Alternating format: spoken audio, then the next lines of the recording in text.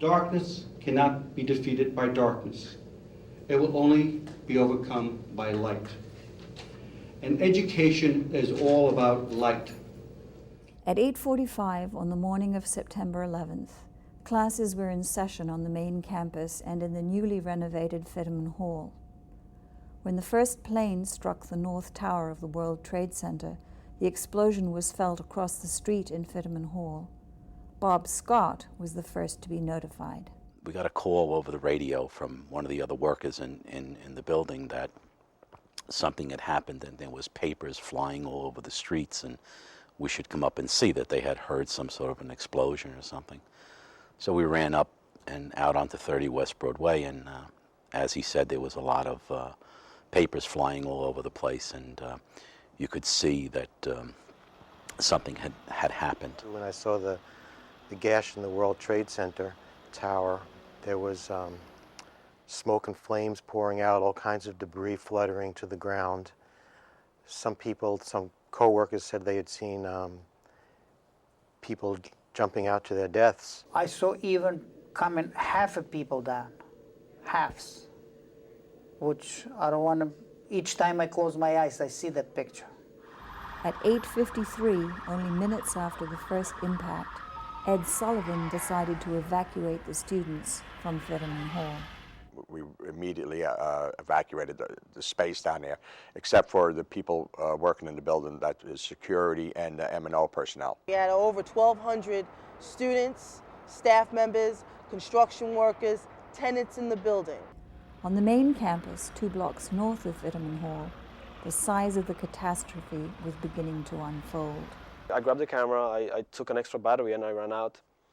And the moment I walked out of the building, I started rolling. That was still the first plane. Nobody was expecting, obviously, the second plane.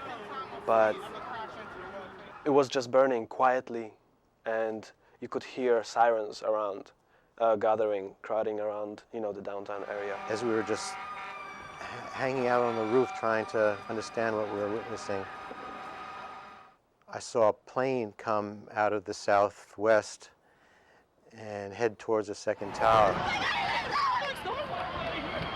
The concussion from it was so much that we could feel it on the ground. We could feel the heat from the flames that were coming out of the towers. The impact caused a lot of debris to shoot north towards Fetterman Hall. I know there were people actually in front of Fetterman Hall that were struck with debris from the second impact.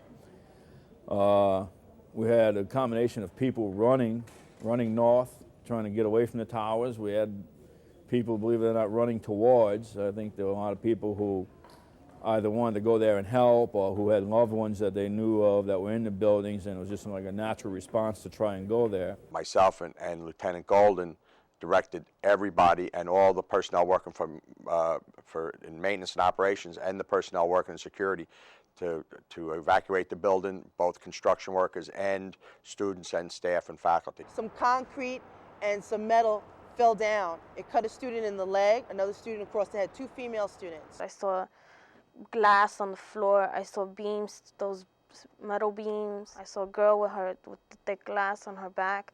I saw the guy with the glass on his head.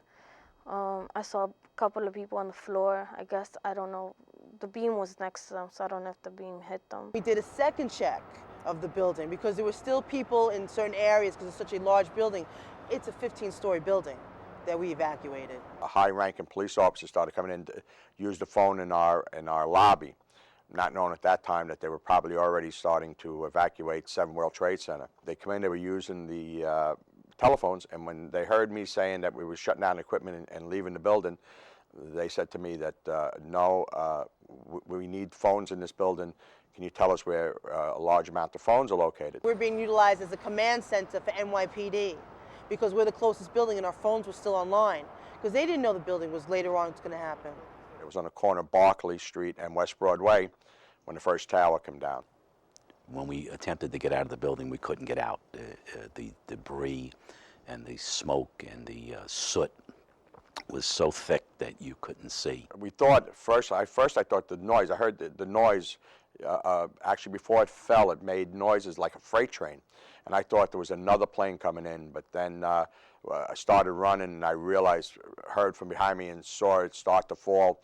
And I started running, and I ran into the building, not knowing at that time that everybody else that had been in the lobby ran down the basement. When it came down, it was literally every bit of air was suffocated. It was black. White dust, as everybody's seen on the videos, had entered the building. I could not find the entrance to the basement.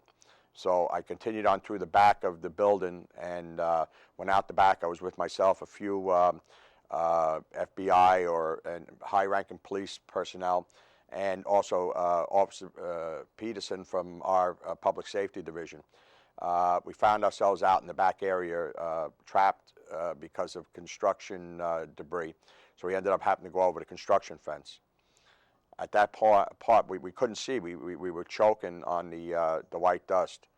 So thinking that we were really going to, it was really starting hard to breathe, but we started running down Greenwich Street towards Chambers. We were in there for at least 12 to 15 minutes. I came upstairs to see what was going on, and when I peeked through the door, I was able to see that you could see out there that the soot and smoke had calmed down, and you were able to see. So I ran back downstairs and told everybody, let's get out of here. And we all did, and we didn't get but a half a block away from the building when the second tower collapsed. But this time we were out in the street and we were able to run.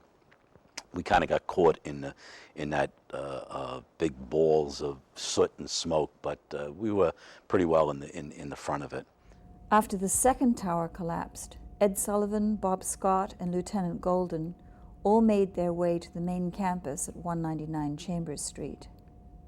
I met Mr. Sullivan and some of the other fellows who were trying to find us because they didn't know what happened to us. And I would say within a short period of time, we wound up over here at 199 Chambers Street. And at that time, on Chambers Street, we were helping some people and directing traffic. People were still coming out of there, out of the white clouds. There was all sorts of reports about gas leaks, and they were concerned about explosions and whatever. And so we were here in this building trying to find out what was going on.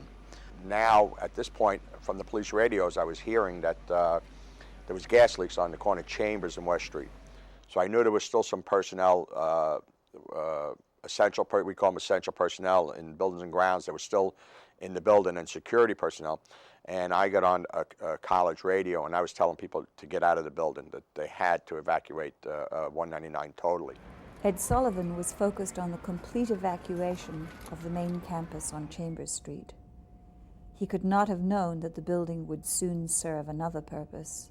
At this point, one of the personnel working in the Buildings and Grounds Department, Paul Rivera, a laborer, came on the radio, and he was telling me that there was somebody there that needed to speak to me. And I told him, no, on certain terms, no, I want you out of this building now. There's gas leaks. At that point, a person that I later found out to be a four-star chief from the Port Authority Police Department, Chief Fields, came on the radio, and he assured me that the gas had been turned off on Chambers and West Street, and that he needed to speak to me in the gymnasium. And I went into the gymnasium, and as we stood there, him covered in white, myself covered in white, he told me, he says, we need your gymnasium. We need to set up a triage area. He says, there's going to be people coming out of there. So at first I was hesitant, but then when I looked at him and I knew he was serious, I said, whatever we can do, we'll do. Initially what happened was everyone wanted shelter. So you had firemen coming in with policemen, coming with army folk, coming in with nurses and doctors and rescue workers. They all just piled into the gym. They were looking for shelter. Immediately he started asking me questions if there was anything we had there, medical supplies, everything else like that. And right away I knew we had a nursing program, and I knew we had a medical office on the third floor. We were running around getting tables and chairs, setting up a triage setup up at the gym. getting all the chairs we could for the fire department out on Harrison Street. The building and grounds personnel here, we were getting any equipment they needed, blackboards, blood pressure testers, anything that we had in the school that we thought could be used in an emergency situation was brought to the gym or to Harrison Street. That was the beginning of, I guess, the occupation of BMCC by the emergency services, because right after that, 7 other agencies came here. One agency, a medical team, moved into the courtyard just outside Theater 1. Fire department in various areas of the building, had the military here for a while. They all moved in pretty quick that evening and took up most of the ground floor and a good part of the second floor here. It turned out to be the ideal command center for about 8 different rescue operations here. Within hours, there was trailers and trucks coming in with all type of supplies. We getting truckloads of water, truckloads of food, truckloads of clothing, pillows, you name it. We made ourselves available to help unload the trucks and everything else like that they were bringing in from the Lincoln Tunnel and the Holland Tunnel.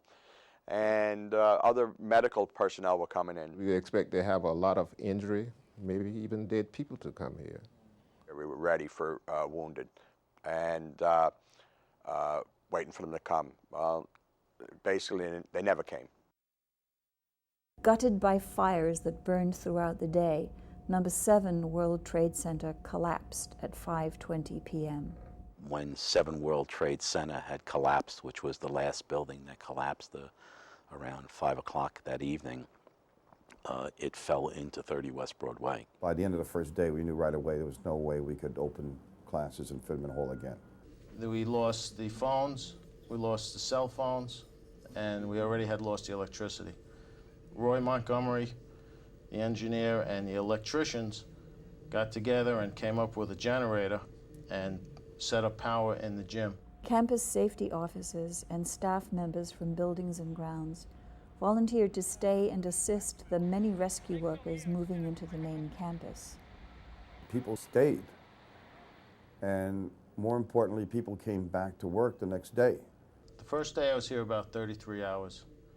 Then I went home, came back, did another 33, 35 hours. We worked, I think, close to 13 days straight without a day off because we didn't know what was happening, because as far as we were concerned, the city was still in a state of emergency. We were the command center, so people were constantly arriving, and they asked for if we had a portable blackboard. What they did was they started writing names on the blackboard. What they were trying to do was people were reporting in. As they were doing this, they had lists of names on the blackboard. When people reported in, they took their name off. People were visibly upset that they were realizing that a lot of names people were not reporting in hours later. They knew already that they had lost a lot of their members because the Port Authority owns the World Trade Center. After many hours, 74 names were on the blackboard, 37 police, and the rest civilians. The anguish that was in that gym was unbelievable, but also the determination that they were going to go back in and find them. Over that evening and the next day, right around that portable blackboard that we brought in, all of a sudden a shrine started. First it was, they put a table, and then it was just a candle on it. And then as the hours grew, people started bringing things in. People started writing messages. With the rubble smoldering less than 1,000 feet from the main campus, many staff members joined the search and rescue efforts. The Port Authority took me down to Ground Zero. It was about 2:30 in the morning. It looked like a movie scene. It was all illuminated. People looked like ants walking on the pile. It's 16 acres of rubble. We went down and we started with helping with the bucket brigade. You've probably seen it on television. It was quite a scene down there. There was thousands of people, and not just fire people and police officers and EMT people, but there was a lot of civilian people that were down there helping out and trying to find survivors. Once you found a body part, the police department come in, the fire department come in, and the fire department was the only ones that would take out survivors and body parts and everything else like that. And so